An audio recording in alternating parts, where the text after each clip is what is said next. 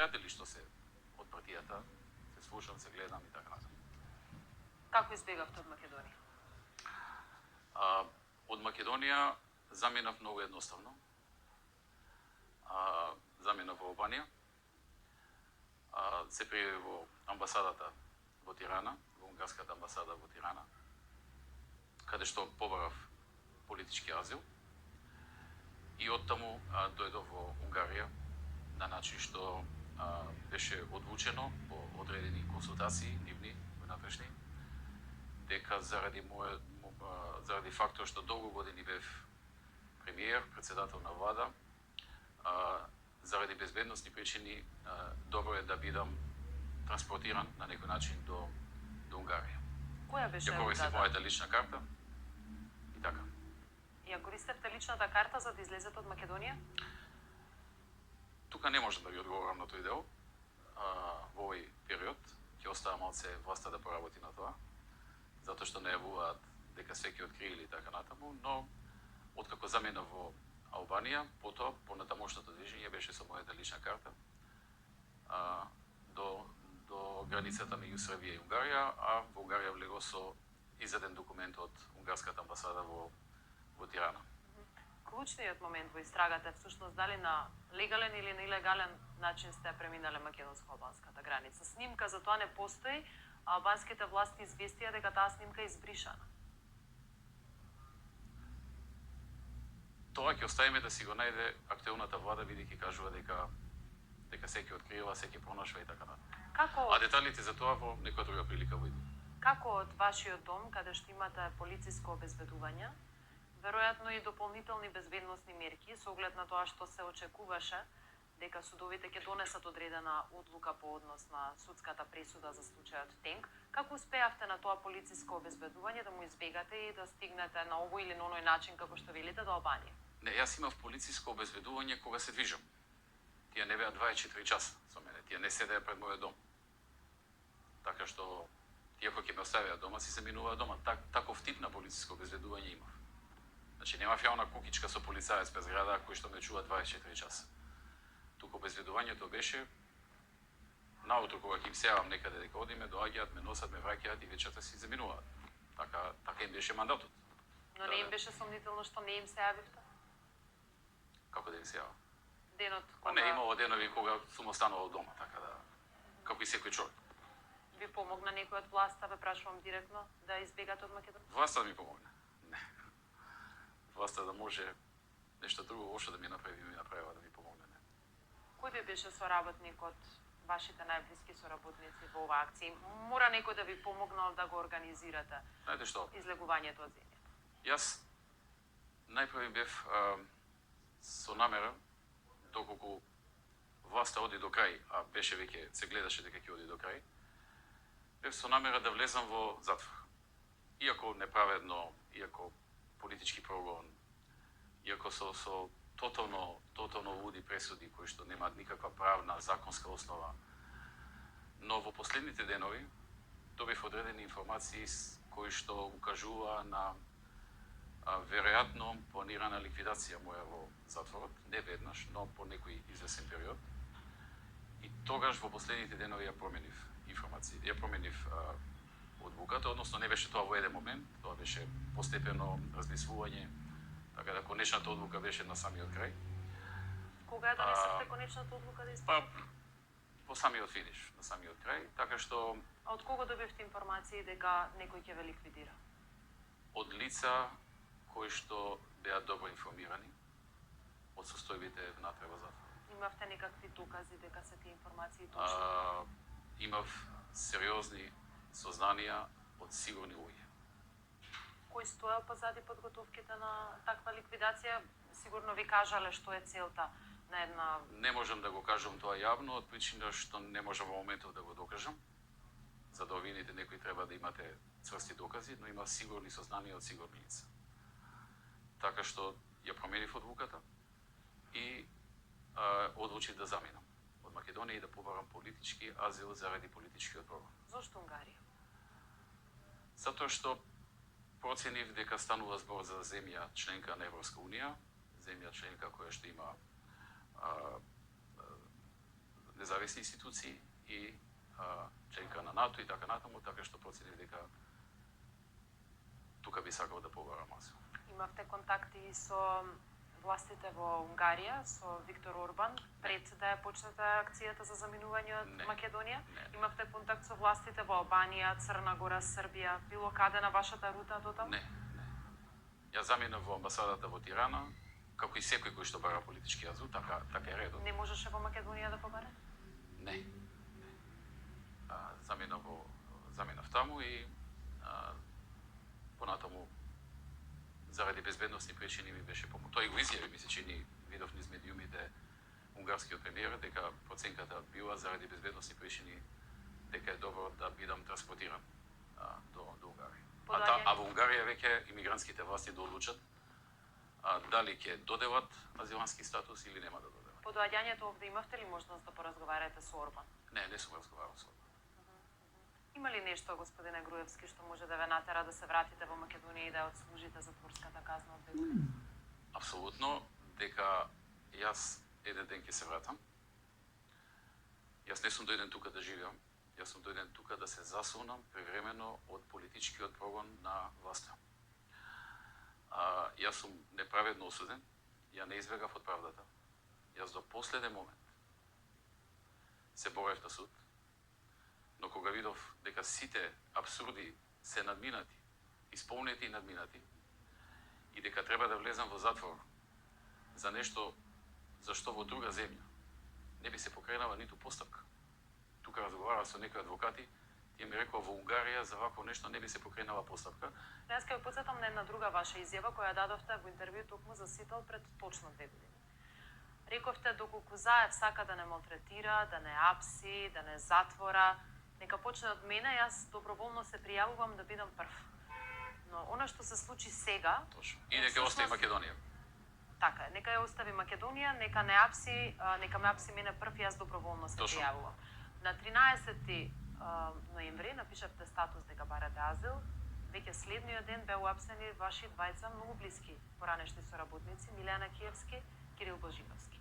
На 20 напишавте дека сте добиле азил, веќе следниот ден беше приведен вашиот прв братачет Сашо Мијал. Тоа само докажува и покажува дека луѓето се апсени по политичка одлука, а не по судска. Чувствувате ли вина за тоа што овие луѓе завршија во притвор, сега дел од нив ми се чини сите се во куќен притвор, тоа е сепак сериозно ограничување на нивната слобода, а сето тоа се случи веднаш по вашето бегство? Да, ќе ви одговорам, благодарам, тоа се неколку прашања. Првото е онаа моја изјава, каде што кажав, тоа беше во време кога се носеше законот за двојазичноста, онаа тиранска платформа, со која што се редефинира државата, и тогаш кажав, нека остави државата на мир, ако сака да ги апси луѓето, нека ги остави, еве, ако јас треба да бидам таа жртва, нека бидам. Но, што направи Заев? Ниту државата остави на мир, ниту од тиранската платформа се откаже, напротив ја спроведе, ниту името го остави, напротив го смени на најдрзок и безобразен начин. Сите други агенди што ги имаше договор, штетниот договор со Бугарија и така натаму го направи, и плюс испоапсија се што ќе стигнат, и во најголем дел од случаите тоа е без докази, тоа е со политички мотиви, заради добивање некакви политички поени, правење скандали, дефокусирање во време кога има кампања за референдум или така или нешто слично, така што да, секако, ако тој се откажеше од агендата и за тиранската платформа, и за промена на името и така натаму, и ако другите не, јас би се пријавил да бидам жртва. Но ако тоа го прави веќе комплетно, тогаш барем да не го направи 100%. Но настрадаа вашите соработници. Да, тие ни криви ни должни беа уапсени, иако имам информација дека Јанекиевски и Божиновски биле ставени на список за притвор во случајот Талир. Значи, власта си испланирала и тие да поседат некој време во притвор, но искористија оваа можност да ги стават 10 дена порано. Значи, списоците за притвори, списоците за пресуди, не ги носи судот. Јас тоа го знам од судот. Вашето бегство го осудија и Милена Киевски, и Гордана Јанкуловска, и Христијан Мицковски, која наследи позицијата во ВМРО ДПМН од вас. Да, што е прашањето? Ве разочара тоа што сите изразија Луѓето беа со вашата одлука? Луѓето беа во тешка ситуација, тие се под тежок притисок, и се закануваше казна, затоа што на власта се случи една ситуација која што беше непријатна за неа, која што покаже дека е неспособна по кој знае кој пат. Таа е способна само за да врши политички прогон. За ништо друго не е способна. Точно. Апсолутно. Само за владење со страв, со уцени, на таков начин.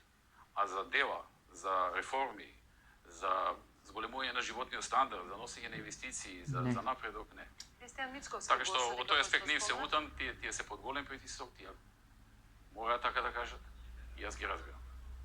Вашиот браточет Сашо Мијалков беше исклучен од ВМРО ДПМН поради влијание врз пратеници да дадат можност да се обезбеди двотретинско мнозинство за уставните измени. Која беше вашата улога во тоа? Знаевте ли за тоа што се случи? Јас не сум вршил никакво влијание на пратеници. Вие знаете како јас гласав, така што ја не можам да ја викам на луѓето да прават обратно од она што го правам јас. Јас гласав онака како што верувам дека треба, дека е морално и дека е најдобро за државата да се направи. Други луѓе направија поинаку. Се зборува за тоа дека господинот Мијалков така постапил. Јас не видов некои докази за тоа во јавноста до ден денеска, но се зборува дека така постапил. Се надевам дека еден ден, ако ги има тие докази, ќе бидат презентирани. За сега не сум видел такви докази и не се мешам многу во одлуките на партијата. Не многу, него воопшто не се мешам во одлуките на партијата. Се трудам со сите сили да на никој начин не се вмешувам во одлуките што ги прави активното раководство. Но ги повикавте пратениците да не гласаат вечерта пред финалното гласање за двотретинското мнозинство, нешто што предизвика реакција кај Гордана Јанкуловска. Бевте исклучително блиски соработници. Знаете што? Да, Гордана даде една таква реакција. Ја разбирам. Притисната во таква ситуација во каква што е сега, не е замерувам. Ја ги знам ставовите на Гордана, сме работеле многу долго време, сме имале разговори за се и се, што вклучувајќи и за ова прашање. Немам намера сега да кажам како мислела порано, како мисли сега. Секој кој што работи со мене може за се да даде сугестија. Тоа го знаат сите мои соработници. За се да даде предлог, за се да даде критика, за се да даде несогласување, да одвои мислење и така натаму. Но тогаш верувале дека тие одлуки што ги носиме се исправни и најдобри за државата.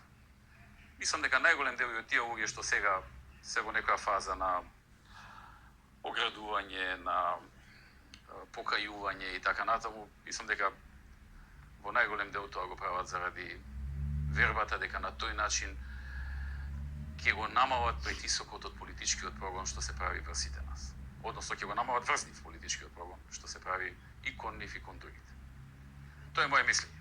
Јас не можам да кажам како е, но тоа е моје мислење.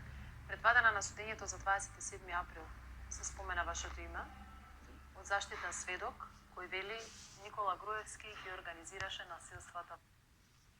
Што само? Клучното заради кој што е започната операција во период во кој што ќе се договориме. И ќе му даде подршка за сите закони што сака да ги спроведе. Освен оние што се за редефинирање на државата, како што се, например, од типот за бинационална држава, од тип... Го слушнате нашиот екс-премиер Никола Груевски за политички азил. Така да, потполно го разбирам човекот, притиснат од сите страни. Тој еден ден ќе се врати во Македонија, не е отиден во Будимпешта да му да живее, туку е отиден за да се среди ова со политичкиот прогон и едноставно мислам дека екс-премиерот направил паметна одлука и убаси рече дека власта во Македонија не ја бива за ништо. Значи, власта во Македонија ја бива само за кражба, за корупција, за мито и да не ви набравам уште ред други работи. Али председателот на Унгарија Виктор Орбан ви тврдам дека не разговарал со нашиот премиер Никола Груевски и едноставно нашиот премиер отишол да се засолни од политичкиот прогон и не бега од правдата. Не кучиња веќе. Значи премиерот не бега од власта и од законот, туку се бори со власта и со законот за да се докаже за тоа што не е крив. бидејќи си рече тој во Унгарија за вакво нешто не се покренува ни постапка, пошто е членка на Европска унија и пошто има независни институции. Ама најглавно нешто што ми бодеше очи беше ако премиерот Зоран Заев сака да редефинира државата, да направи скандал, едноставно премиерот Зоран го смени името на најдрзок начин, направи се и што и поапси да свежи одио и тоа увек македонците го јадат. Ние што сме послаби кјутиме, а тие што се функционери, тоа е. Така да, политичка правда за експремиерот. Чао.